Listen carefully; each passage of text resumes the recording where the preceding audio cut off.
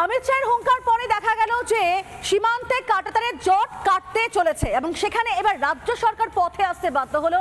শেষ পর্যন্ত জমি নিতে রাজি হয়েছে মমতা বন্দ্যোপাধ্যায়ের সরকার।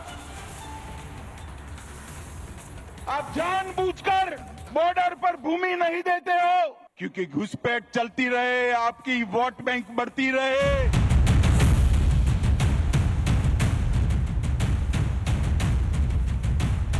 অবৈধ বাংলাদেশি অনুপ্রবেশকারীদের ভিড় জমছে বাংলায়। আমাদের পেটের ভাত থেকে রুটি রুজি সবেতেই ভাগ বসাচ্ছে এই অনুপ্রবেশকারীরা। কিন্তু এত কিছুর পরও সীমান্ত এলাকায় কাঁটাতারের জন্য জমি দিতে প্রবল আপত্তি রাজ্যের। অবশেষে হুঁশ ফিরল রাজ্যের। সীমান্ত সুরক্ষা জোরদার করতে রবিবার রাজ্য প্রশাসনের শীর্ষ কর্তাদের সঙ্গে বৈঠক করেন কেন্দ্রীয় স্বরাষ্ট্র সচিব গোবিন্দ মোহন। সীমান্তে কাঁটাতার দেওয়া প্রসঙ্গে কেন্দ্র ও রাজ্য আধিকারিকদের সঙ্গে আলোচনা হয়।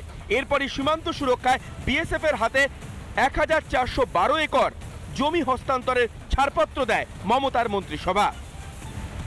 এর আগে কেন্দ্র যখন বিএসএফ এর এখতিয়ার বৃদ্ধি করতে চেয়েছিল তখন রাজ্য সরকারের আপত্তির শেষ ছিল না। এমনকি বিধানসভায় বিএসএফ এর এখতিয়ার বৃদ্ধির বিরোধিতায় প্রস্তাবও পাশ করিয়ে নেয় রাজ্য সরকার। খেলার নাম বাবাজি, জমি যদি আগে দেওয়া হতো তাহলে নিশ্চিতভাবে দেশের এবং রাজ্যের অভ্যন্তরীণ নিরাপত্তার ক্ষেত্রে সেটা সহায়ক। মুখ্যমন্ত্রী অমিত শাহজি আর মোদিজিকে প্রচন্ড ভয় পান। এতদিন ধরে কানে কিলিয়ে কিলিয়ে আমরা বলেছি জমি দিন, প্রায় 400 কিলোমিটার ফেন্সিং হয়নি, খালি পড়ে রয়েছে। তো অমিত শাহজির ভয়ে যে উনি জমিটা কিছুটা দিতে শুরু করেছেন। সীমান্তে বিএসএফ চৌকি হলে বন্ধ হবে পাচার, বন্ধ হবে অনুপ্রবেশ। কিন্তু এক্ষেত্রে রাজ্য সরকারের সদিচ্ছা নিয়ে প্রশ্ন তুলেছেন স্থানীয়রা।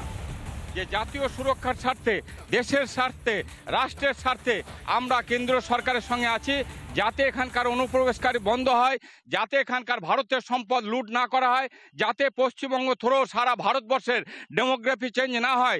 তার জন্য এলাকাবাসী বারবার অনুরোধ করছে যে আমাদের টাকা চলে এসেছে, কিন্তু রাজ্য সরকার কোনো রকম সহযোগিতা করছে না। অনুপ্রবেশে নাজেহাল স্থানীয়রা, অথচ এতদিন কানে ঢোকেনি রাজ্য সরকারের।